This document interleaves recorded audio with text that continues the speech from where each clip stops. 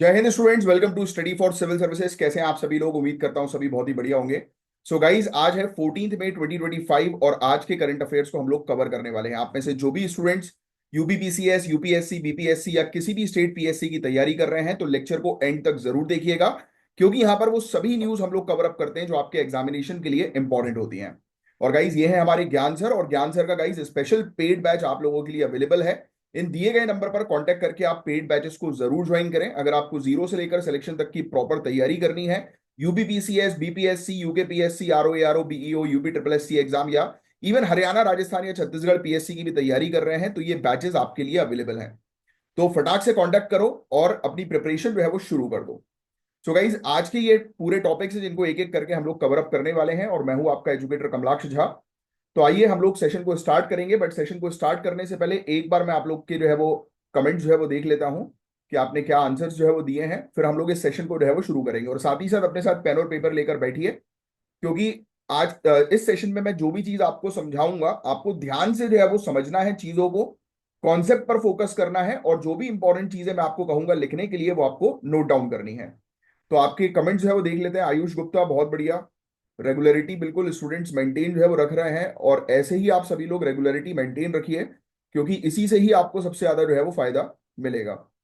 क्योंकि यही चीज होगी गाइज, आपकी रेगुलरिटी जो आपको सिलेक्शन तक जो है वो पहुंचाएगी, क्योंकि इस एग्जामिनेशन के अंदर only one thing is important, that is your consistency, that's it. अगर आप कंसिस्टेंट हो तो इस एग्जाम को आप आराम से जो है वो क्वालिफाई कर सकते हो। तो चलिए कमेंट्स में देख लेता हूँ। एक मिनट, लोड हो रहा है ये, पता नहीं आज क्यों लोड करने में टाइम ले रहा है। कुछ यूट्यूब की तरफ से टेक्निकल इशू होगा। हाँ, फिर उसके अलावा ईशा ठाकुर, वेरी गुड यार। बिल्कुल यार, भक्ति में शक्ति होती है, और मैं तो परफेक्टली बिलीव करता हूँ उस चीज को। प्राची वर्मा की भी आंसर आया है। साहिल अख्तर, बहुत बढ़िया। और अच्छा, साहिल अख्तर सपोर्ट भी कर रहे हैं, करंट अफेयर्स लिख रहे हैं जिससे कि कीवर्ड्स मैच हो पाए। थैंक यू सो मच यार, इतना अभी तक सोचने के लिए। और आप लोग सपोर्ट तो करते ही हैं, और लाइक का बटन जरूर हिट कर दीजिए जिन लोगों ने नहीं किया है। पायल भारती, आयुषी सिंह, वेरी गुड यार। सर आपकी इंस्टा, यार मैं जेन्युइनली बताऊं तो मेरी इंस्टा आईडी कोई है ही नहीं। इंस्टाग्राम पर मैं हुई नहीं, मेरी पर्सनल आईडी है ही नहीं इंस्टाग्राम पे। मेरे पेट की है।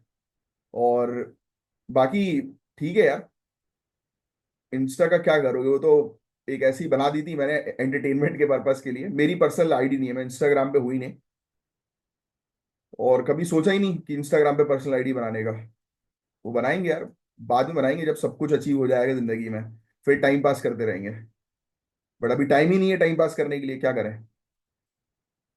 चलिए, बहुत बढ़िया गाइज, ऐसे ही आप सभी लोग रेगुलर बेसिस पर जो है वो आंसर्स लिखिए, बहुत जरूरी है। और चलिए हम लोग आज के पहले टॉपिक को जो है वो कवर करना शुरू करेंगे। हमारा जो पहला टॉपिक है वो बहुत ही ज्यादा इंपॉर्टेंट टॉपिक है, क्योंकि ये टॉपिक गाइज आयुर्वेद से एसोसिएटेड हम लोग को देखने को मिलता है।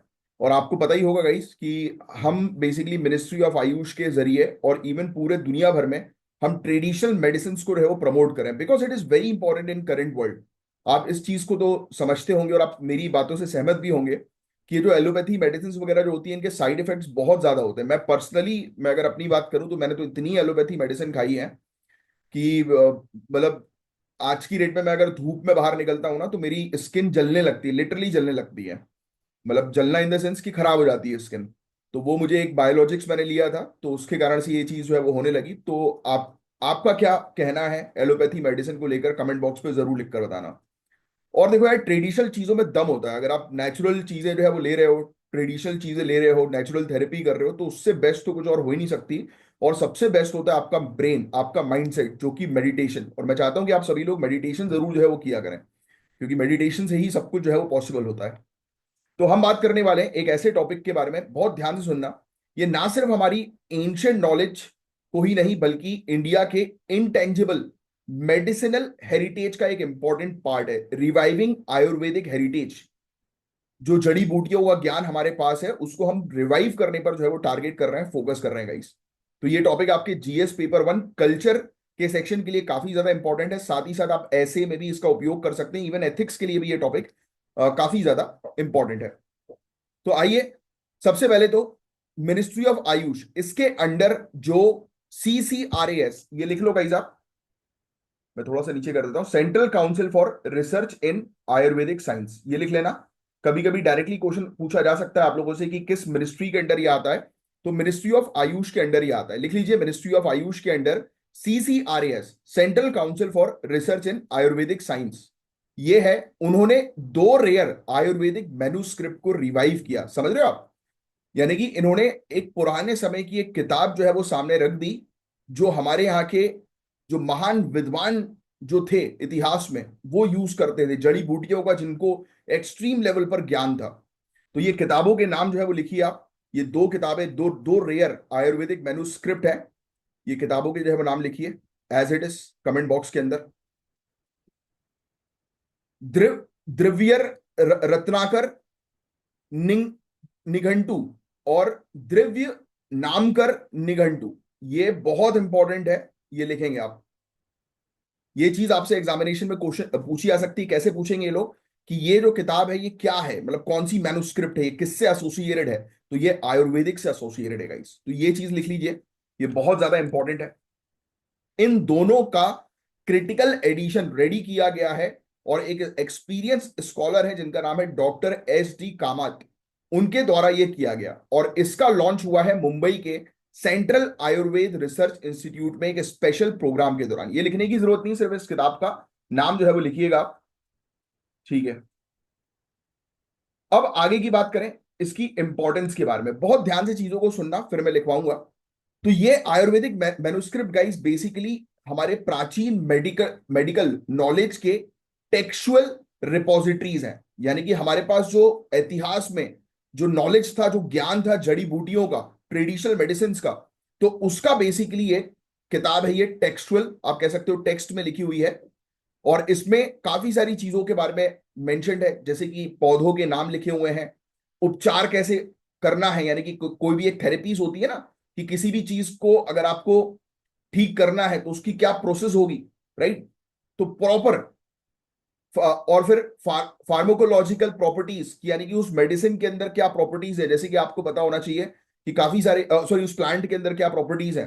होता है ना कि जैसे कि भाई नीम का पत्ता जो है वो किस चीज के लिए इंपॉर्टेंट होता है, राइट? एलोवेरा किस चीज के लिए इंपॉर्टेंट होता है, और भी काफी सारी चीजें होती हैं किस चीज के लिए इंपॉर्टेंट होती है। तो ये अलग अलग प्लांट्स की इंपॉर्टेंस के बारे में इसमें लिखा हुआ है, ज्ञान है इसके अंदर। और इसके यूनिक ट्रेडिशनल फॉर्मुलेशन कि आप किन किन चीजों को मिक्स करोगे जिससे कि आप एक दवा बना सको, एक नेचुरल दवा बना सको, ट्रेडिशनल दवा बना सको। तो ये बहुत बेहतरीन चीज लिखी हुई है, आपको लिखने की जरूरत नहीं, तो कॉमन सेंस वाली चीज है सुनने वाली। तो गाइज ये सब बेस्ड है बहुत सदियों पुराने हमारे एक्सपीरियंशियल लर्निंग से, यानी कि जो लोगों ने पास्ट में एक्सपीरियंस किया, इनोवेशन किया, डिस्कवरी करी, उस चीज के आधार पर ये पूरी चीज बेस्ड है, राइट? जैसे कि निघंटुस एक प्रकार के आयुर्वेदिक डिक्शनरीज होते हैं। निघंटू लिख लो, ये वाली चीज लिख लो, इसमें मैंने आपको बताया ना निघंटू, तो निघंटूस ये लिख सकते हो आप। कभी कभी ये भी आ सकता है कि ये क्या है, तो ये एक प्रकार के, आप ये सिर्फ इतना लिख लो कि ये शब्दकोश है, डिक्शनरी है, आयुर्वेदिक डिक्शनरी, ठीक है?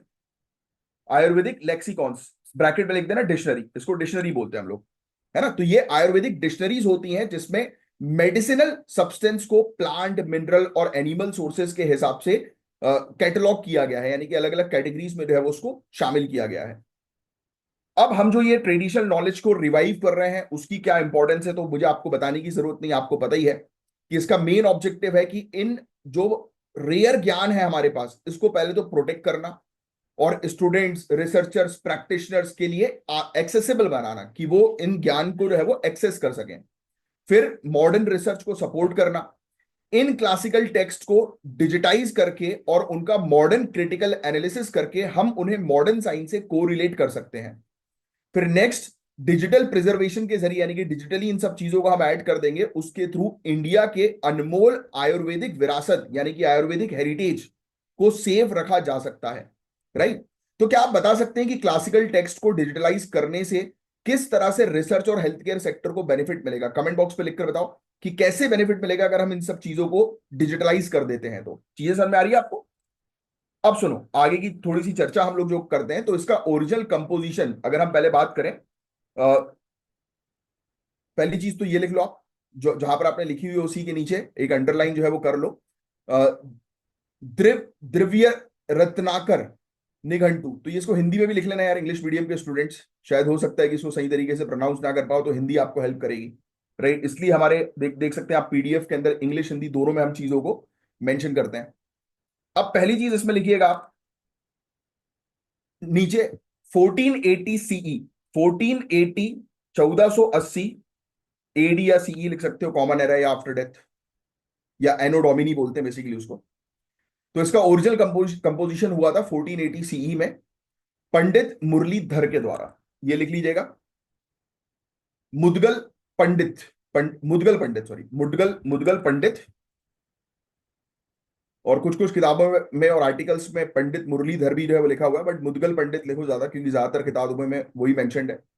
तो लॉन्ग टाइम तक ये एक मैन्युस्क्रिप्ट जो थी वो अनपब्लिश्ड जो है वो रही है, और महाराष्ट्र में इसका लिमिटेड सर्कुलेशन था टिल 19 सेंचुरी। और इसमें है 18 वेल स्ट्रक्चर्ड चैप्टर्स जो आयुर्वेदिक फार्माकोलॉजी का डीप ज्ञान प्रोवाइड कराते हैं। तो ये लिखने की जरूरत नहीं, सिर्फ इतनी चीज लिख लो आप, दैट्स इट। राइट, कि इसके अंदर कितने चैप्टर्स हैं, क्या क्या चीजें हैं, तो बस वो सब उसमें आपको जाने की जरूरत नहीं है, बट आपको ये पता होना चाहिए कि इसमें डिटेल में जो है वो चीजें लिखी हुई हैं। और भी काफी सारे सोर्सेस से इसके अंदर चीजें शामिल की गई हैं, वो लिखने की उतनी जरूरत नहीं है आपको, वो चीज एग्जामिनेशन में नहीं आएगी। अब नेक्स्ट आगे की तरफ जो है वो हम लोग चलते हैं। दूसरा जो हम लोग को देखने को मिलता है द्रिव नामाकर निघंटु। ये भी लिख लो, उस जो आपने लिखा हुआ उसी के ब्रैकेट में लिख लो नीचे, या अंडरलाइन डैश मार के जो है वो लिख लो। तो ये भीष्म वैद्य की है ये। और इसके अंदर भी वही सेम चीज हम लोग को देखने को मिलता है कि ज्ञान के बारे में मेंशन है इसके अंदर, 182 वर्सेस श्लोक हम लोग को देखने को मिलता है। ये सब लिखने की जरूरत नहीं है वैसे आपको। इसमें लिखा हुआ है कि भाई अलग अलग प्लांट्स के नाम क्या है, सेम चीज, दोनों में सेम चीज ही लिखी हुई है। अच्छा, इन दोनों में डिफरेंस क्या है, कोई बता सकता है? अभी तक पढ़ के क्या समझ में आ रहा है? डिफरेंस नहीं है भाई, अलग ऑथर ने अलग एक किताब लिखी हुई है जिसके अंदर अलग अलग चीजें हैं। राइट, आयुर्वेदिक ज्ञान है जिसको हमने रिवाइव कर लिया, बस, और कोई डिफरेंस नहीं है, दोनों सेम ही है। राइट, इसमें एज सच कोई डिफरेंस की अगर बात करें तो नहीं है, क्योंकि ये आयुर्वेदिक ज्ञान के बारे में जो है वो नॉलेज हमें प्रोवाइड करा रही है सिंपली। इसमें उतना डिटेल में आपसे पूछेंगे नहीं ये लोग, ठीक है। फिर डॉक्टर सदानंद डी कामत का रोल जो है वो क्या है, क्योंकि इन्होंने ही रिवाइवल का कंट्रीब्यूशन जो है वो दिया है ना। तो इन्होंने देखा कि भाई ये मुंबई के हैं, आयुर्वेदिक एक्सपर्ट हैं, मैन्युस्क्रिप्टोलॉजिस्ट हैं, जाने माने। राइट, तो इनके काम भी काफी सारे हैं ये सब, तो ये लिखने की जो है आवश्यकता नहीं है। राइट, बट इनका नाम बस आपको जो है पता होना चाहिए कि इन्होंने रिवाइव जो है वो किया। चाहो तो लिख सकते हो, वैसे शायद ये नाम जो है वो ना पूछे, बट फिर भी लिख लो अपने नोट्स के हिसाब से। तो बहुत शानदार चीज है ये। तो ये, इससे फायदा जो है वो ये होगा कि हम जो है वो ट्रेडिशनल ज्ञान, ट्रेडिशनल नॉलेज जो है वो सीख सकेंगे, पता लग सकेगा हमें ट्रेडिशनल नॉलेज के बारे में, पूरे दुनिया भर में हम इस नॉलेज को जो है वो फैला सकेंगे, उसका प्रचार जो है वो कर सकेंगे, है ना। इसमें आप मेनली CCRAS के बारे में जो है वो ध्यान में रखिएगा कि दो मैन्युस्क्रिप्ट जो है वो कौन सी इन्होंने रिलीज जो है वो करी है, रिवाइव करने पर फोकस किया है। राइट, और इसको एडिट किया है डॉक्टर SD कामत के द्वारा, तो वो भी चाहो तो लिख लो, है ना।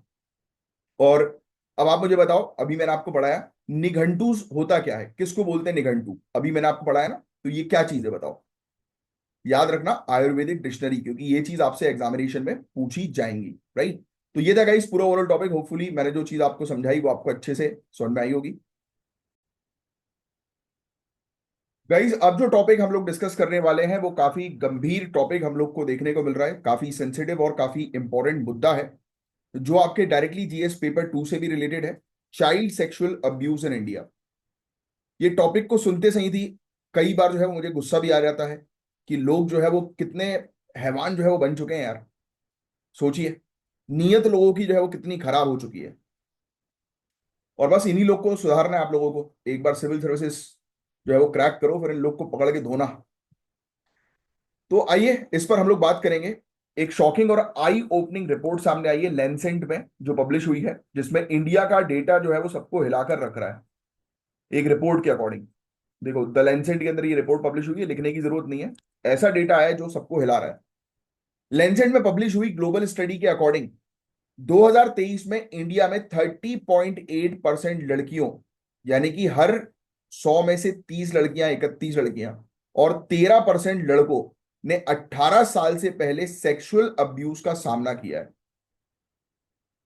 तो मुझे लग रहा है कि ये रिपोर्ट जो है वो गलत है।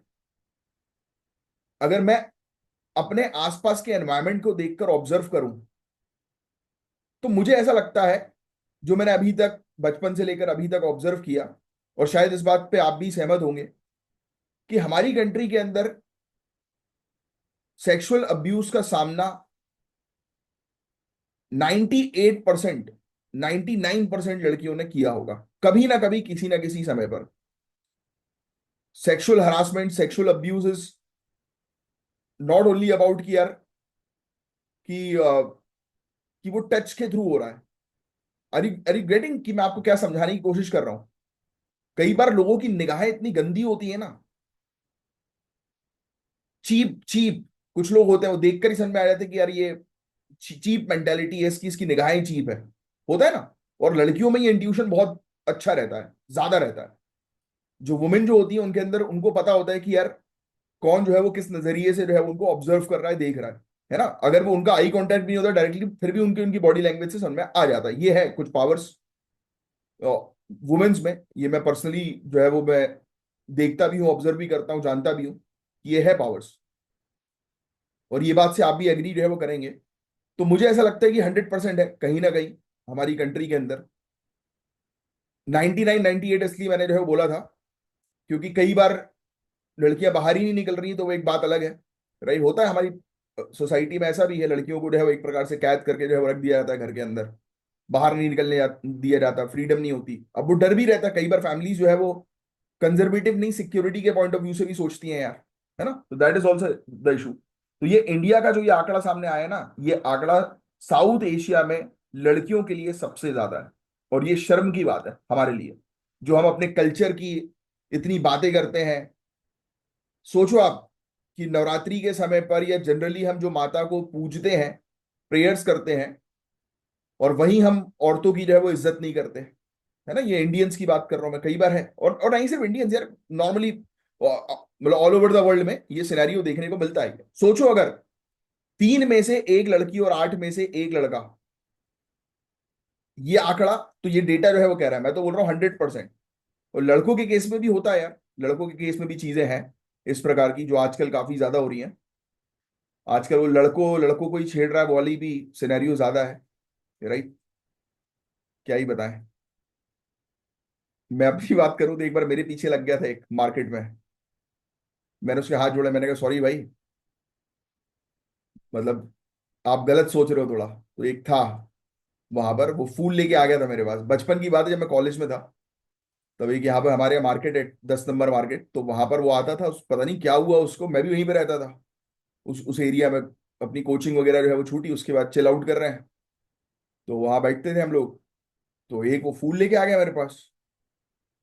अब मैं उसको भाई, मैंने हाथ जोड़े और मैं निकला। मैंने कहा भैया, मैंने कहा आइंदा से इस जगह पे नहीं आऊंगा मैं। नहीं तो पता नहीं क्या हो जाता मेरे साथ। एनीवेज, चलो आगे की बात करते हैं।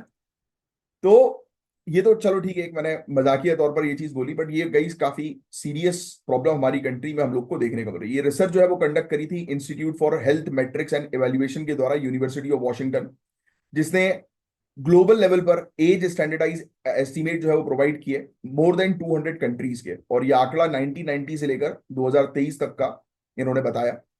और ये पहला प्रयास था जो कॉम्प्रिहेंसिवली, जिसको जो है वो क्वांटिफाई किया गया और बताया गया कि चाइल्डहुड सेक्सुअल वायलेंस पूरे दुनिया भर में कितना ज्यादा है। राइट। तो ये चीज हम लोग को देखने को मिल रही है। और गैप्स भी बहुत ज्यादा है प्रिवेंशन को लेकर, रिपोर्टिंग को लेकर। कई बार लोग रिपोर्ट भी नहीं करते ना ऐसी चीजें, सोचते हैं कि समाज में जो है वो क्या बदनामी हो जाएगी, ऐसा हो जाएगा। लड़कियां कभी नहीं करती। एक बार मेरे साथ ही कई बार मेरे पास कॉल्स आए हैं मेरी कुछ स्टूडेंट्स के, जो रोई हैं कि सर मैं ये चीज घर पे नहीं बता सकती, घर पे बताऊंगी तो दिक्कत हो जाएगी, मेरे पहचान वालों के, मेरी फ्रेंड्स के। बट कभी भी आप ये मत सोचो कि क्या गलत होगा आपके साथ। अगर गलत हो रहा है ना, तुरंत उस स्टैंड लो। सामने वाले को अगर आप एक बार धमकी दोगे ना कि देखो यार ये चीज मुझे पसंद नहीं आ रही है, और अगर आप ये रिपीट करोगे तो अननेसेसरली मुझे जो है वो पुलिस को इंटरवीन करना पड़ेगा। सिर्फ इतना बोलना है भाई, क्योंकि पुलिस से जो है वो दुनिया डरती है। बड़े बड़े गुंडे और बदमाश जो बड़े स्टंट होते हैं ना, अरे हमारे आगे तो कोई और नहीं। जब पुलिस डंडे मारती है ना, तब धरी की धरी रह जाती बड़े से बड़े गुंडे की। और जिस एग्जाम की आप तैयारी कर रहे हो, जिस लेवल पर पहुंचने की आप तैयारी कर रहे हो, जिस लेवल पे आप पहुंचोगे ना, डीएसपी, आईपीएस, आईएएस, एसडीएम, सबसे बड़े गुंडे होते हैं यही, क्योंकि पावर इनके पास है, जो आपके पास होगी आगे चल के। तो आपके सामने कोई खड़ा नहीं हो पाएगा। जितने भी आप देखते होंगे ये गुंडे बदमाश जो बड़े बड़े हीरोगिरी करते हैं, स्टाइल मारते हैं, ये ऑफिसर्स के सामने चप्पल उतार के ऐसे करके खड़े रहते हैं कि सर सर बताइए सर, जी सर, जी मैडम। कोई औकात नहीं रहती इन लोग की, फालतू बातें हैं सब। तो आपको सोसाइटी को जो है वो संभालना है, सही करना है। तो ये चीज हमने जो है वो देखी भाई कि वुमेन जो है वो एवरेज, ग्लोबल एवरेज की बात करें तो वुमेन 18.9% सेक्सुअल अब्यूज फेस करती है, मेन 14.8% अब्यूज फेस कर रहे हैं।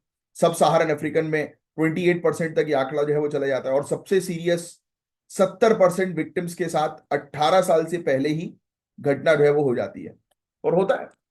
और इसका इम्पैक्ट बहुत बुरा जो है वो रहता है। ये सब आंकड़े आप लोग को ध्यान में रखने की जरूरत नहीं है। इम्पैक्ट इसका क्या है तो आप जानते हो यार, मेंटल हेल्थ।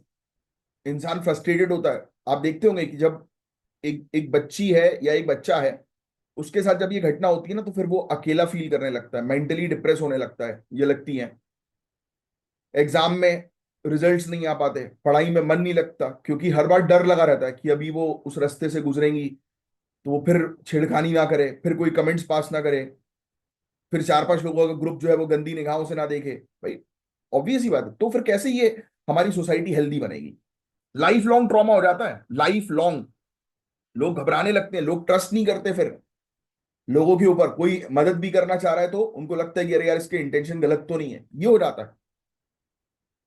फिर स्कूल ड्रॉप आउट्स हो जाते हैं, ट्रस्ट इश्यूज होते हैं, सोशल विड्रॉल, समाज से अलग हट जाती हैं लड़कियां, अकेले अकेले जो है वो रहने लगती हैं। तो ये सब चीजें हैं भाई, ये होता ही है। ये ना पोस्ट ट्रोमेटिक स्ट्रेस डिसऑर्डर, जिसको हम लोग बोलते हैं पीटीएसडी, ये चाहो तो ये लिख सकते हो वाला टर्म, क्योंकि आपके लिए टर्म इंपॉर्टेंट होते हैं। ये सब टर्म्स जब यूज करोगे ना मेंस में या किसी से बात करते समय, तो रिफ्लेक्ट करेगी कि आपकी एक अच्छी पर्सनालिटी है। आगे की जो है वो चर्चा करें, पेरेंटिंग स्टाइल्स भी हम लोग को देखने को मिलता है, फैमिली स्ट्रक्चर भी देखने को मिलता है। कई बार ऐसे केसेस में पेरेंट्स जो है वो बोलते हैं, लड़कियों का स्कूल बंद करा देते हैं, कॉलेज बंद करा देते हैं, कोचिंग जाना बंद करा देते हैं। भाई उसकी जगह पेरेंट्स को एक्शन लेना चाहिए कि साले की औकात कैसे हो गई ये करने की। बोलना चाहिए कि चल बेटा तू चल मेरे साथ, फिर देखता हूं मैं कैसे कौन छेड़ता है तेरे को। तो एक दो बार जाओगे, एक दो बार चमकाओगे, क्योंकि क्या होता है जब तक हम लोगों को चमकाएंगे नहीं ना, लोग सुधरेंगे नहीं। और इसमें गलती हमारी है। हम अगर ठीक है और हमारे आसपास अगर कोई इस तरीके की हरकत करता है तो वहीं पर रोकना चाहिए कि मैंने कहा इंसानों क्या हो भाई, ये क्या कर रहे हो भाई, ढंग से रहो। मेरे साथ हुआ, मैं कई बार ऐसे छिछोरों के साथ भी बैठा हूं जिन्होंने ये चीज करी थी। मेरा स्ट्रिक्ट एक्शन उसी समय मैं लेता हूं भाई। मैं क्लियरली बोल देता हूं, मैंने कहा भाई ये क्या है भाई, ये कोई तेरी बहन के साथ करेगा तो क्या करेगा तू? चुप फिर, शब्द ही नहीं है फिर। दिस इज द पॉइंट भाई। तो ये मुद्दा गाइस सिर्फ इंडिविजुअल प्रॉब्लम नहीं है, ये एक सिस्टमैटिक प्रॉब्लम भी है। क्या लगता है आपको? बिल्कुल सही कह रहा हूं मैं कि नहीं? मेरी बात में दम है कि नहीं?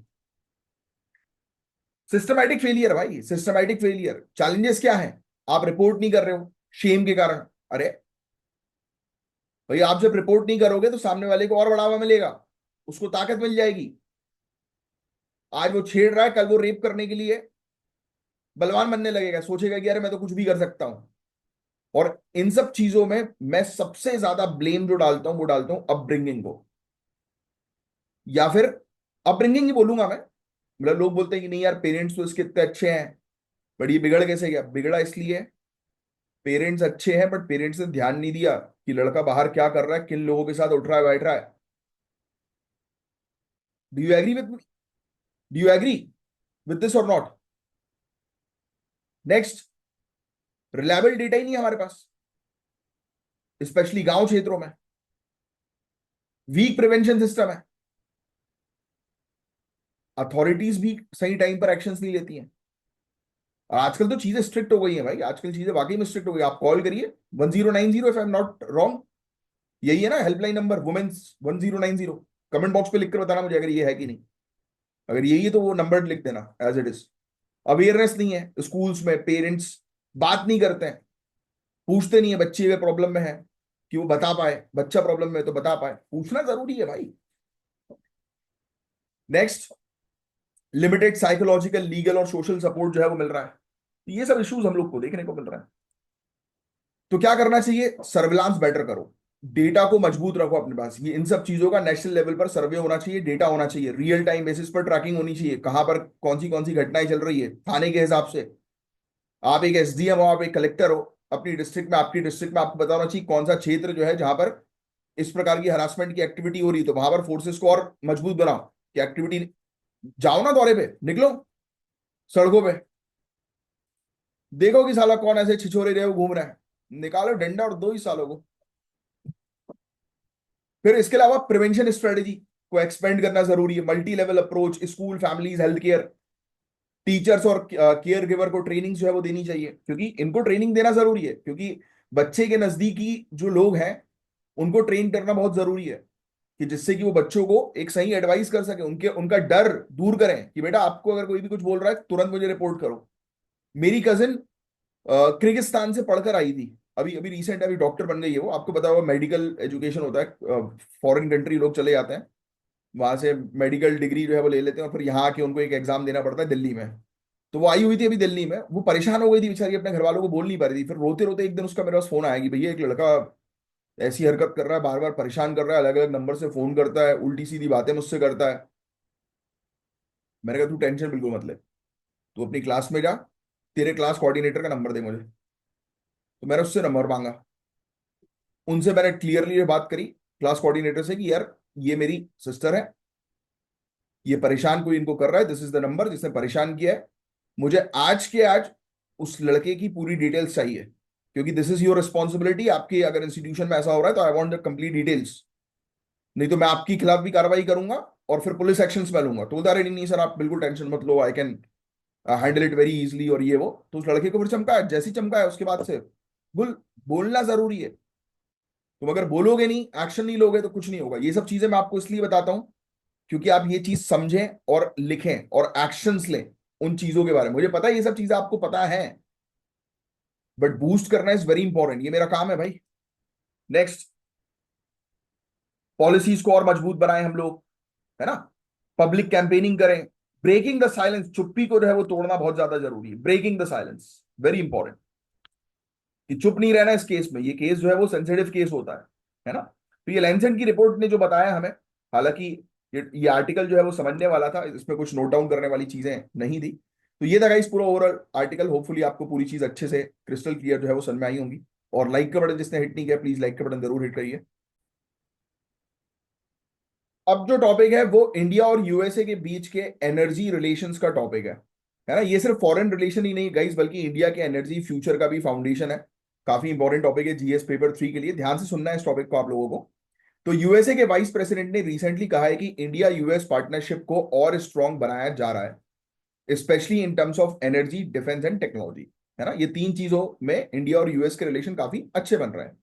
इंडिया ने भी रिस्पॉन्ड किया है, हमने बोला कि भाई एनर्जी सिक्योरिटी को हमें प्रायोरिटाइज करना है, क्रिटिकल मिनरल्स पर काम करना है, न्यूक्लियर कॉपरेशन पर काम करना है। तो ये बातचीत हुई है एक ऐसे टाइम पर जब पूरे दुनिया भर में एनर्जी का इशूज हो रहा है। आपको पता है ना पेट्रोलियम कितना कम बचा है, एनसीईआरटी अगर आपने पढ़ी है ध्यान से तो उसमें एक टर्म लिखा हुआ है, मेरे ख्याल से if I am not wrong, geography 6 class या 7th क्लास की एनसीईआरटी है, 8th क्लास, उसमें जो है वो क्लियरली ये चीज जो है मेंशन्ड है, क्या, कि जिस रेट में हम यूज कर रहे हैं फ्यूल को, पेट्रोलियम को या फॉसिल फ्यूल्स को, उस रेट में अगर कंटिन्यूअसली हम कंज्यूम करते रहेंगे तो 40 साल से भी कम टाइम बचा इसको खत्म होने में। अब तो रेट और ज्यादा बढ़ गया है, क्योंकि बहुत ही जल्दी पूरे दुनिया भर में से ये चीज जो है वो खत्म होने वाली है, और हम इसी के ऊपर सबसे ज्यादा डिपेंडेंट है, कोयले के ऊपर, पेट्रोलियम के ऊपर, बोलो हाँ या ना। तो पूरे दुनिया भर में एनर्जी क्राइसिस चल रहा है, सप्लाई चेन डिसरप्ट हो जाती है, कभी कॉन्फ्लिक्ट के कारण, कभी पैंडेमिक के कारण, बोल लो आप, है ना। तो ये चीजें हैं, तो सस्टेनेबल डेवलपमेंट की आज की डेट में जरूरत है। तो इसी को लेकर एक टॉपिक हम लोग को जो है वो देखने को मिल रहा है। इसमें आप ये लिख दीजिए इंडिया और यूएसए के एनर्जी प्रोग्राम्स कौन से हैं, सिर्फ इस प्रोग्राम्स के नाम लिखिएगा। ये जो नाम लिखा हुआ है ना, स्ट्रेटेजिक क्लीन एनर्जी पार्टनरशिप, कभी कभी आपसे ये क्वेश्चन पूछेंगे कि ये स्ट्रेटेजिक क्लीन एनर्जी पार्टनरशिप जो है वो किसके बीच में हुई है, इंडिया यूएसए के बीच में, है ना। क्लीन फ्यूल्स हुए जैसे बायोफ्यूल हुआ, हाइड्रोजन हुआ, सोलार हुआ, एनर्जी एफिशिएंसी, इन सब चीजों पर हम काम करते हैं। फिर आई सेट एक हम लोग को देखने को मिलता है, US India initiative on critical and emerging technology, ये लिख लीजिए आप, आई सेट। आई सेट की बात करें हम लोग तो artificial intelligence, quantum computing, clean technology, small modular reactors. कोई मुझे कमेंट बॉक्स पे लिखकर बताएं, क्योंकि ये मैं पहले पढ़ा चुका हूं। स्मॉल मॉड्यूलर रिएक्टर्स किस चीज में हेल्प करते हैं, क्या है ये, कौन से रिएक्टर्स हैं, किसकी बात हो रही है ये, किससे एसोसिएटेड है ये, क्या wind energy, solar energy, nuclear energy, किससे किससे एसोसिएटेड है ये बताइए जरा। फिर न्यूक्लियर एनर्जी एंगेजमेंट, इंडिया का गोल है, ये लिख लेना, इंडिया का गोल है 100 गीगावाट न्यूक्लियर एनर्जी तैयार करनी है 2047 तक। यूएसए से हम लोग टेक्नोलॉजी जो है वो लेंगे, और इन्वेस्टमेंट हम मांग रहे हैं यूएसए से, तो न्यूक्लियर एनर्जी में भी ये हमारा टारगेट है, ये लिख लेना आप। अच्छा, कोई मुझे सर्च करके बता सकता है कि अभी हमने कितना टारगेट अचीव कर लिया है इस चीज में। फिर क्रिटिकल मिनरल्स पर मेमोरेंडम ऑफ अंडरस्टैंडिंग हुई, सप्लाई चेन को और डाइवर्सिफाई करेंगे, ज्वाइंट इन्वेस्टमेंट करेंगे, मिनरल रिच कंट्रीज का प्लान हम लोग को देखने को मिल रहा है ना। तो ये चीज हम लोग को देखने को मिल रही है। तो अब देखो, इंडिया का फाइनेंशियल ईयर 2024 का एनर्जी इंपोर्ट था 153 billion US dollar, that is huge, है ना। इतनी इतनी ज्यादा मात्रा में हम लोग फॉसिल फ्यूल्स वगैरह इंपोर्ट करा रहे हैं, एनर्जी इंपोर्ट करवा रहे हैं। और नेट जीरो टारगेट हमें अचीव करना है 2070 तक, ये सभी लोग आप जानते हैं। तो ऑब्वियस ही बात है कि हमें रिन्यूएबल्स पर काम करना पड़ेगा, न्यूक्लियर पर काम करना पड़ेगा, ग्रीन हाइड्रोजन पर काम करना पड़ेगा, और नेचुरल हाइड्रोजन, जो आज की डेट का सबसे बड़ा टॉपिक, इंपॉर्टेंट टॉपिक है, जो मैंने आपको कुछ दिनों पहले भी पढ़ाया था, नेचुरल हाइड्रोजन का टॉपिक, उसको बिल्कुल मिस मत करना, क्योंकि 100% आपसे नेचुरल हाइड्रोजन से रिलेटेड क्वेश्चन ये लोग पूछेंगे। और पता है, चाइना कंट्रोल करता है 90% रेयर अर्थ प्रोसेसिंग के ऊपर। ये सप्लाई को और भी कमजोर जो है वो बना रहा है चाइना, क्योंकि चाइना हुआ, रशिया हुआ, ये सब ऐसी कंट्रीज हैं, इनके पास रेयर अर्थ मिनरल्स को प्रोसेस करने की टेक्नोलॉजी है। रेयर अर्थ मिनरल्स आप सभी लोग जानते हैं ना, इनको रेयर अर्थ क्यों बोलते हैं, क्योंकि धरती में ये बहुत कम मिलते हैं, है ना।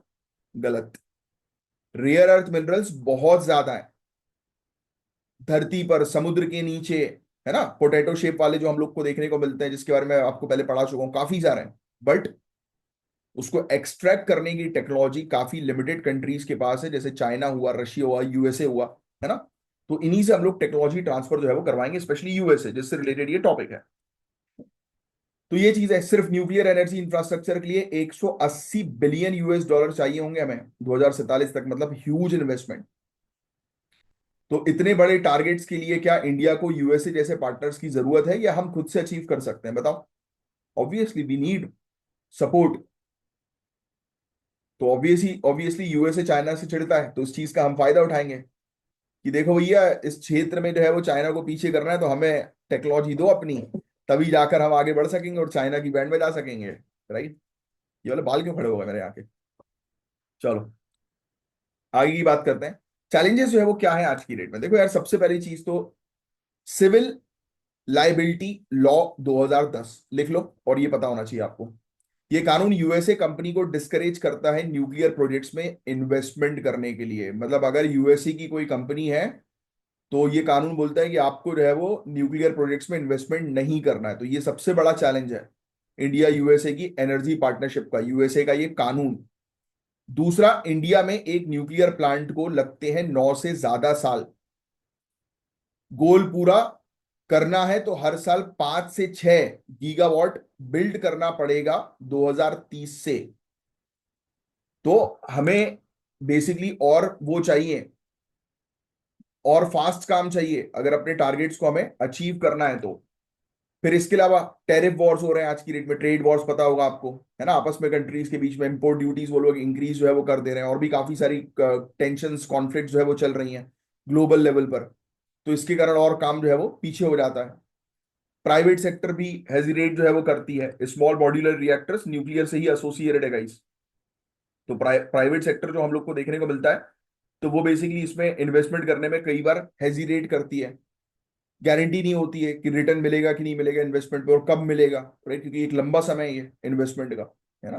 तो अभी तक कोई कॉमन प्लेटफॉर्म भी नहीं है जिससे कि आप मिनरल को ट्रेस कर सको या डेटा को शेयर कर सको। तो जो प्रॉब्लम होती है वही इसका सोल्यूशन होता है, जो मैंने भी आपको बताया कि हमें जो है वो रिफॉर्म्स लेकर आना है, जैसे कि लाइबिलिटी लॉस को मॉडिफाइड करो, स्मॉल मॉड्यूलर रिएक्टर्स के लिए प्रॉपर पेमेंट और ऑफ टेक मैकेनिज्म लाओ, कि अगर कंपनी वाला जो है वो अपने शेयर्स निकालकर इन्वेस्टमेंट जो है वो जितना उसने किया, उसके बाद जो भी उसका रिटर्न बच रहा है या जो भी उसको हटकर जो है वो आगे बढ़ना चाहे, तो उसके लिए ऑप्शंस होने चाहिए, स्टैंडर्ड डिजाइन होने चाहिए, है ना। जिससे कि प्रोजेक्ट जल्दी अप्रूव होगा प्रोजेक्ट तो जल्दी बनेगा, है ना। इंडिया यूएस मिनरल एक्सचेंज जो है वो बनाए ब्लॉकचेन के थ्रू, जापान ऑस्ट्रेलिया के साथ मिलकर और भी टेक्नोलॉजी जो है वो शेयर करें, है ना। क्योंकि देखो क्वाड क्वाड में यूएसए, जापान, ऑस्ट्रेलिया, इंडिया ये पार्टनर्स हैं। तो जो ऑलरेडी मजबूत पार्टनर्स हैं तो उनके साथ इस चीजों में भी हम मिलकर कॉपरेशन करेंगे तो और ज्यादा बेटर रहेगा ना। लिखा भी हुआ है कि एक्सपैंड करो क्वाड के कॉपरेशन को, ठीक है। सेटअप करो डिजिटल फ्रेमवर्क जिसके थ्रू डेटा जो है वो शेयर किया जा सके डिजिटली, है ना, और फास्ट शेयर किया जा सके। तो ये चीज है गाइस, ये था पूरा ओवरऑल टॉपिक। होपफुली आपको इस चीज के बारे में जो है वो अच्छे से जानकारी मिली होगी कि इंडिया और यूएसए के बीच में क्या हम लोग को एनर्जी को लेकर पार्टनरशिप जो है वो देखने को मिल रही है, राइट। अब नेक्स्ट टॉपिक की तरफ हम लोग आगे बढ़ेंगे। अब नेक्स्ट टॉपिक की बात करें गाइस तो इंटरनेशनल मैरीटाइम ऑर्गेनाइजेशन ने अप्रूव किया है एक ड्राफ्ट, यानी कि मसौदा। ड्राफ्ट बेसिकली गाइस इंपॉर्टेंट होता नहीं है आपके एग्जामिनेशन के पॉइंट ऑफ व्यू से, बट आपको पता होना चाहिए क्योंकि ये नेट जीरो फ्रेमवर्क की बात कर रहा है। और आपको पता ही है कि नेट इंडिया का टारगेट क्या है नेट जीरो अचीव करने का। कमेंट बॉक्स पे लिख कर बताओ जल्दी फटाफट कि इंडिया का टारगेट जो है वो नेट जीरो अचीव करने का क्या है। 2070 2070 तक India net zero target achieve करेगा। क्या नेट जीरो का मतलब ये होता है कि जितना हम जीरो कार्बन डाइऑक्साइड एमिट करेंगे, बताओ क्या ये होता है? नहीं। नेट जीरो का मतलब ये होता है कि हम जितना कार्बन डाइऑक्साइड एमिट करेंगे उतना हम जो है वो एब्जॉर्ब कर लेंगे वेरियस टेक्नोलॉजी के थ्रू या प्लांट्स लगा के। प्लांट्स कार्बन डाइऑक्साइड इंटेक करते हैं तो यानी कि बैलेंस करेंगे हम, राइट। और एड्सॉर्बेंट करके एक टेक्नोलॉजी जो है वो होती है जिसके थ्रू कार्बन एमिशन को जो है वो कंट्रोल किया जाता है। फिर जैसे कि कार्बन के ऊपर कैपिंग लगाना, राइट। कार्बन क्रेडिट्स एक होता है जिसके बारे में मैं आपको पहले भी पढ़ा चुका हूं। तो ये सब आपको टर्म्स के बारे में डिटेल जानकारी होना जरूरी है आज की डेट में। अगर आप तैयारी कर रहे हैं सिविल सर्विसेज की तो उस पर अच्छी कमांड बनना बहुत ही ज्यादा जरूरी है। तो हम यही बात करने वाले हैं कि इंटरनेशनल लेवल पर एक क्लाइमेट मूव जो शिपिंग इंडस्ट्री के फ्यूचर को कंप्लीटली चेंज करने वाला है। किसके फ्यूचर को? Shipping industries. IMO international maritime organisation net zero shipping plan, लिख लो। International maritime organisation net zero shipping plan. तो ये टॉपिक आपके जीएस पेपर 3 से कनेक्टेड है। एनवायरमेंट इंटरनेशनल एग्रीमेंट्स पेपर 2 के पॉइंट ऑफ व्यू से भी आ जाएगा, ग्लोबल पॉलिसी पेपर 2 के पॉइंट ऑफ व्यू से भी आ जाएगा। तो पेपर 3 पेपर 2 दोनों पॉइंट ऑफ व्यू से इंपॉर्टेंट है। तो न्यूज ये कहती है कि इंटरनेशनल मैरीटाइम ऑर्गेनाइजेशन ने एक ड्राफ्ट बनाया है, मसौदा बनाया है, नेट जीरो फ्रेमवर्क अप्रूव किया है, जिसका मेन एम है, अब ये इंटरनेशनल मैरीटाइम ऑर्गेनाइजेशन का मेन एम है शिपिंग इंडस्ट्री को लेकर, यानी कि शिप्स वगैरह जो मूव करती है ना समुद्र में उसको लेकर। तो 2050 तक पूरे दुनिया भर का शिपिंग सेक्टर के ग्रीन हाउस गैस एमिशन को नेट जीरो बनाना है। लिख लो, बहुत इंपॉर्टेंट, स्टार मार्क बना दो, क्योंकि ये चीज पूछी जा सकती है कि इंटरनेशनल मैरीटाइम ऑर्गेनाइजेशन का शिपिंग सेक्टर को नेट जीरो करने का प्लान जो है वो क्या है। तो 2050 तक shipping sector net zero carbon emit जो है वो करेगा, ये उनका मेन प्लान है। और इस प्लान को अप्रैल 2025 में मरीन एनवायरमेंट प्रोटेक्शन कमेटी के दौरान अप्रूव किया गया, MEPC 83 के दौरान। और फाइनल एडॉप्शन इसका होगा अक्टूबर 2025 में, और इंप्लीमेंटेशन 2027 से स्टार्ट होगा। तो लिख लेना इसके नीचे एक लाइन बस और कि इंप्लीमेंटेशन इंप्लीमेंटेशन 2027, सिर्फ इतना लिखेंगे आप। तो आपने जो है वो क्या चीज लिख ली अभी कि इंटरनेशनल मैरीटाइम ऑर्गेनाइजेशन का नेट जीरो प्लान हम लोग को देखने को मिल रहा है, और जिसका ऑब्जेक्टिव जो है वो क्या है कि 2050 तक नेट जीरो अचीव करना है शिपिंग इंडस्ट्री को। ठीक है, कौन सी इंडस्ट्री को? शिपिंग इंडस्ट्री को। तो ये जितनी चीज मार्क्ड है सिर्फ ये चीज आपके काम की है, बाकी ये सब इतना काम का नहीं है। और ये इंप्लीमेंट होगा 2027 से। बस इतनी सी चीज है इस टॉपिक के अंदर, और कुछ भी नहीं है। मुझे आप कमेंट बॉक्स पे लिखकर बताएंगे मारपोल, MARPOL कन्वेंशन के बारे में, जो आपको जीएस पेपर 3 में पढ़ाया जाता है, मारपोल कन्वेंशन। और प्रॉपर तैयारी करनी है तो मैं अगेन फिर से रिपीट कर रहा हूं, इस नंबर पर कांटेक्ट कर लो जो नंबर्स दिए गए हैं। यहाँ पर प्रॉपर हर एक चीज की तैयारी करवाई जाती है। और अगर आप कहीं से भी तैयारी कर रहे हो और आपको मारपोल के बारे में नहीं पता, तो आप वहां पर पूछो, बोलो कि भैया मारपोल पढ़ाइए, मारपोल इंपॉर्टेंट है।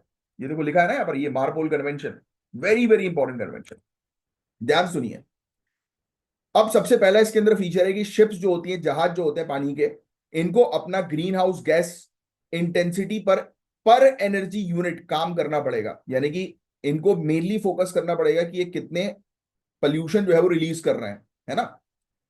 और अब उनको कैलकुलेट करनी पड़ेगी हर एक चीज की, जहाज से जो है वो कितना पोल्यूटेंट एनवायरमेंट में रिलीज हो रहा है। फिर अगर कोई शिप जीएफआई लिमिट क्रॉस करती है, यानी कि उसको जो ग्लोबल फ्यूल इंटेंसिटी स्टैंडर्ड की लिमिट दे रखी है, जिसको जीएफआई हम लोग कह रहे हैं, अभी के लिए मत लिखो, आगे चल के जो है वो लिख लेना ये जीएफआई के बारे में, अभी उतना कुछ खास इंपॉर्टेंट नहीं है, सिर्फ समझो आप, ग्लोबल फ्यूल इंटेंसिटी स्टैंडर्ड।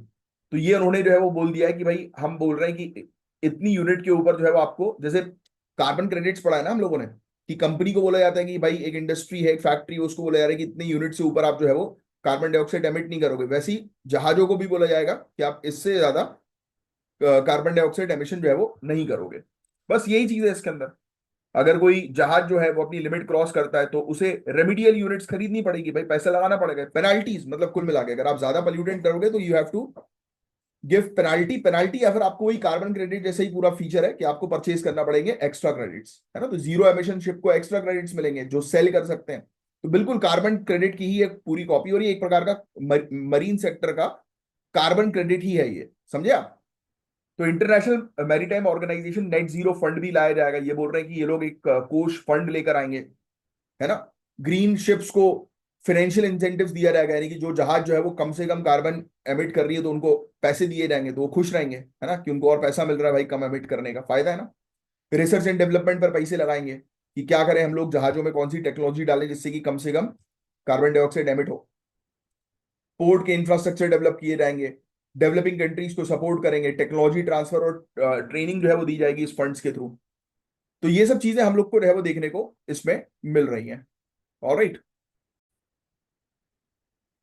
तो ये कंप्लायंस मैकेनिज्म भी इन्होंने शामिल जो है वो किया है कि शिप्स अपनी ऑब्लिगेशंस फुलफिल कर सकते हैं क्रेडिट ट्रांसफर के थ्रू, बहुत सारी चीजें, यानी कि वो पूरी चीज रख रहा है कि जिससे कि ये अपने टारगेट्स को जो है वो अचीव जो है वो कर पाए, कि शिपिंग सेक्टर जो है, मैरीटाइम सेक्टर जो है, ये पूरी तरह से जो है वो कार्बन न्यूट्रल बन सके, नेट जीरो अचीव कर सके, है ना। तो वो चीज, तो रूल्स अप्लाई करेगा 5,000 ग्रॉस टनेज शिप्स के ऊपर, है ना, जो कंट्रीब्यूट करते हैं 85% टोटल एमिशन इंटरनेशनल शिपिंग का। तो काफी अच्छी चीज है ये, काफी अच्छी मतलब स्ट्रेटेजी जो है वो बनाई जा रही है। ये पहला legally binding global climate framework है किसी इंडस्ट्री सेक्टर के लिए, बहुत शानदार है। ग्रीन फ्यूल को अडॉप्ट करेंगे ये लोग, मीथेन, अमोनिया, हाइड्रोजन, है ना, हाइब्रिड सिस्टम लेकर आएंगे, कार्बन कैप्चर टेक्नोलॉजीज को जो है वो प्रमोट किया जाएगा। तो काफी शानदार चीज है ये। पेरिस एग्रीमेंट के साथ इसको अलाई किया जा रहा है। ग्रीन हाउस गैस की स्ट्रेटेजी थी 2023 की इंटरनेशनल मैरीटाइम ऑर्गेनाइजेशन की, उसको भी शामिल किया जा रहा है। Small island development states, developing state sorry, और लीज डेवलप कंट्रीज, इनको फंड का सपोर्ट भी मिलेगा, टेक्नोलॉजी ट्रांसफर होगी। तो इसमें काफी ज्यादा ज्यादा फायदे होंगे। बट प्रॉब्लम्स यही है, 2025 एडॉप्शन और 2027 का इम्प्लीमेंटेशन का मतलब है अर्जेंट क्लाइमेट एक्शन अभी भी डिले हो रहा है। अब यार 2027 पे आप इम्प्लीमेंट करोगे तो चीजें तो और खराब होती जाएंगी ना, तो उस पर काम करना जरूरी है, राइट। इसमें मेथड जो है वो काफी कॉम्प्लिकेटेड है, रियल टाइम ट्रैकिंग कैसे करोगे उसका कोई वो नहीं है। कंप्लाइंस कॉस्ट जो होगा डेवलपिंग कंट्रीज के लिए हैवी हो सकती है, क्योंकि डेवलपिंग कंट्रीज एकदम से टेक्नोलॉजी शिफ्ट नहीं कर पाएंगी, कॉस्ट का बर्डन सबसे ज्यादा डेवलपिंग कंट्रीज के ऊपर ही रहेगा ना यार। तो वो एक इशू है सबसे बड़ा डेवलपिंग कंट्रीज के लिए। फिर ऑल्टरनेटिव फ्यूल्स, मीथेन, मिथेनॉल हो गया, अमोनिया हो गया, ये भी पूरे दुनिया भर में काफी लिमिटेड है, राइट। तो कैसे चीजें हैंडल की जाएंगी, स्पेशली बर्डन यहाँ पर इस चीज में डेवलपिंग कंट्रीज को सबसे ज्यादा है। तो यही है कि आप जल्द से जल्द करो ग्रीन मिथेनॉल, अमोनिया, इलेक्ट्रोफ्यूल्स, बायोफ्यूल्स, इनको एक्सेलरेट करवाओ बनाने के ऊपर। स्मॉल आइलैंड डेवलपिंग जो स्टेट्स हैं और लीस्ट डेवलप्ड कंट्रीज जो हैं, उनको बेसिकली फाइनेंस दो, टेक्नोलॉजी प्रोवाइड कराओ, उनको बेसिकली प्रॉपर सपोर्ट करो, जो जो कि इवन पेरिस क्लाइमेट डील भी अभी तक फुलफिल नहीं कर पाई। और डेवलपिंग कंट्रीज की यही हमेशा शिकायत होती है, या फिर मैं बोलूं अब आज की डेट में टर्म ग्लोबल साउथ, उसकी हमेशा यही शिकायत होती है कि भाई उसको ग्लोबल नॉर्थ या डेवलप्ड कंट्रीज है वो सपोर्ट नहीं कर रही, फंड्स प्रोवाइड नहीं करा रही।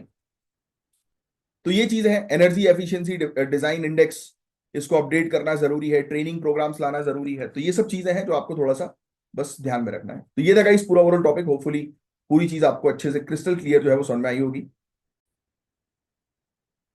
गाइज हम बात करेंगे शक्ति पॉलिसी के बारे में, काफी इंपॉर्टेंट टॉपिक है, बहुत ध्यान से इस टॉपिक को जो है वो आप पढ़िएगा, राइट। एक ऐसा गवर्नमेंट का इनिशिएटिव जो कि इंडिया की एनर्जी बैकबोन यानी कि थर्मल पावर सेक्टर को जो है वो और मजबूत बनाएगा। ये टॉपिक है शक्ति पॉलिसी 2025 का। Cabinet committee on economic affairs ने अप्रूव किया है एक रिवाइज शक्ति पॉलिसी 2025, इसका फुल फॉर्म है scheme for harnessing and allocating कोयला ट्रांसपेरेंटली इन इंडिया। ये लिख लो भाई, इसका पूरा फुल फॉर्म भी जो है आप लिखो, शक्ति का जो है फुल फॉर्म जो है वो पूरा लिखिए आप। देखो इसके नाम से जन्म में आ रहा है कोयला, राइट, कि कोयला को ट्रांसपेरेंटली एलोकेट करना। क्योंकि आपको पता है कि कोयला जो सेक्टर हम लोग को जो है वो देखने को मिलता है, जो एलोकेट होते हैं ना माइंस वगैरह, कोयले की माइंस वगैरह, उसमें कई बार जो है वो पारदर्शिता ट्रांसपेरेंसी होती नहीं है, घोटाले जो है वो हो जाते हैं, है ना। तो उससे बचने के लिए ये चीज जो है वो लाई गई है। बस सिंपली बस इतनी चीज आप लिखेंगे। इस पॉलिसी का ऑब्जेक्टिव ही ये है, नाम से ही समझ में आ रहा है, आप लोग को लिखने की जरूरत नहीं है, कि कोयले का जो एलोकेशन होता है कोल माइंस वगैरह का, वो ट्रांसपेरेंट होना चाहिए, फ्लेक्सिबल लॉन्ग टर्म जो है वो होना चाहिए। थर्मल पावर प्लांट जो है वो कंटिन्यूअसली फ्यूल सप्लाई उसका इंश्योर्ड रहे, यानी कि ऐसा कोई प्लांट जो है वो बंद नहीं होना चाहिए, राइट, किसी भी प्रॉब्लम्स के चलते। तो वो इसका मेन ऑब्जेक्टिव, और उसको इंप्लीमेंट कौन करेगा? CIL, SCCL और ministry of coal and power के कोऑर्डिनेशन के तहत। तो ये लिख लेना, कोल इंडिया लिमिटेड, और फिर Singareni collieries company limited, SCCL, और किसके कोऑर्डिनेशन में? Obviously ministry of coal and power. ये चीज लिखेंगे आप कि इसको इंप्लीमेंट किया जा रहा है इनके द्वारा। अब आइए कुछ चीजों के बारे में मैं आपको समझाता हूं, ध्यान से सुनना। लिख लो, ओरिजिनली शक्ति पॉलिसी जो है वो कब की है? 2017 की। इस समय कोल एलोकेशन को नॉमिनेशन बेस्ड से शिफ्ट करके ऑक्शनिंग और टेरिफ बेस्ड सिस्टम में बदला गया।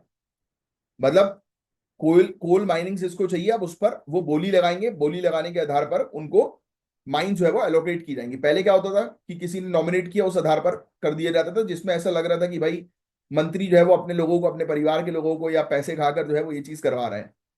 और थी भी कोयले घोटाले में ये सब चीजें, आप जानते ही हैं।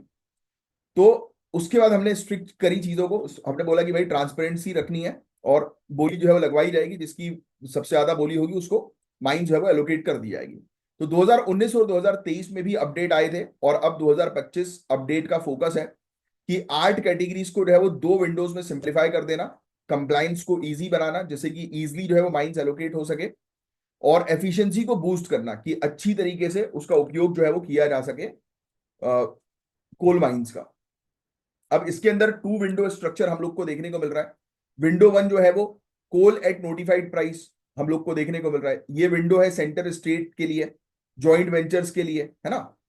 फिर एलोकेशन नॉमिनेशन बेस्ड भी हो सकता है, टेरिफ बेस्ड कॉम्पिटिटिव बिडिंग्स भी हो सकती है, जो मैंने आपको बताया। इसमें डिटेल में जाने की आपको आवश्यकता जो है वो नहीं है ना। ठीक है।